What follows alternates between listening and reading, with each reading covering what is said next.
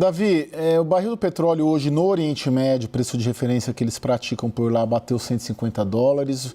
O preço do barril que nós importamos bateu $112. Esse é o novo normal?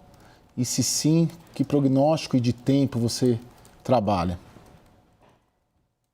Olha, em primeiro lugar, ele não é o novo normal porque ele está acontecendo numa situação de guerra, né? Numa situação de guerra focalizada, onde você tem 20% do fluxo de petróleo do mundo, quer dizer, e tá atingindo principalmente países da Ásia. No primeiro momento, mas você tem vasos comunicantes, ou seja, se eles não comprarem de lá, vão buscar em outro lugar. O mercado, o petróleo, o gás natural, principalmente o petróleo, são uma commodity. Então, não é o novo normal. E uma coisa interessante é que se você pegar e atualizar os preços do petróleo, por exemplo, de 15 anos entre 2010, 2013, 2014, pela inflação do dólar americano, a gente ainda está com um preço abaixo do que a gente tinha naquela época. Quer dizer, as economias ainda suportam, pelo histórico, ainda podem suportar. O problema é que isso aí não é uma coisa muito abrupta, você não tem condições de reação imediata para reagir a isso. Então, não é o novo normal. Muito provavelmente, inclusive, dependendo do desfecho desse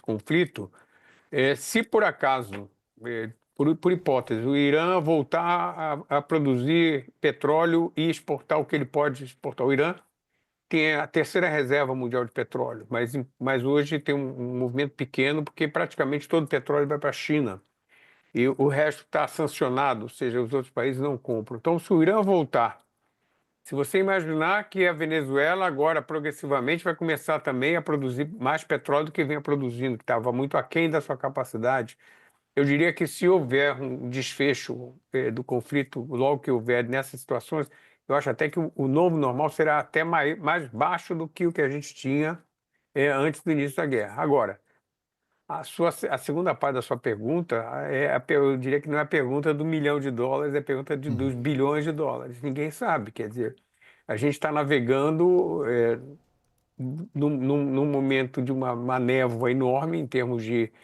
perspectiva, em termos, inclusive, de onde a gente está navegando. Cada dia tem uma novidade, a guerra escala para pontos diferentes, enfim, e é uma decisão do presidente americano, que toma decisões de manhã, de tarde, de noite. É absolutamente imprevisível o que fala, o que faz e como é que as coisas caminham. Então, mas, essencialmente, a gente tem que conviver nesse momento com o petróleo num patamar mais alto. A gente vive, eu venho falando o seguinte, a gente, metaforicamente, quando você tem uma crise em algum lugar, você diz assim, vamos partir para uma economia de guerra, por metáfora. Só que essa metáfora não existe mais, nós estamos vivendo a realidade de uma economia de guerra.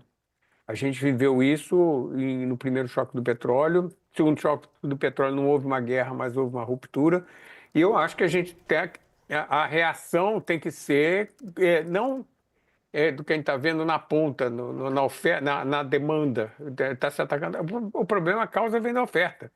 A gente não tem problema de bombas caindo na nossa cabeça, mas tem problema na bomba de gasolina. Quer dizer, na realidade, é um impacto da guerra que, inclusive, se ele extrapola para outros segmentos, na parte de fertilizantes, que vai afetar também a produção de alimentos em termos de custo, de insumos, outros insumos que a petroquímica precisa, e por aí vai.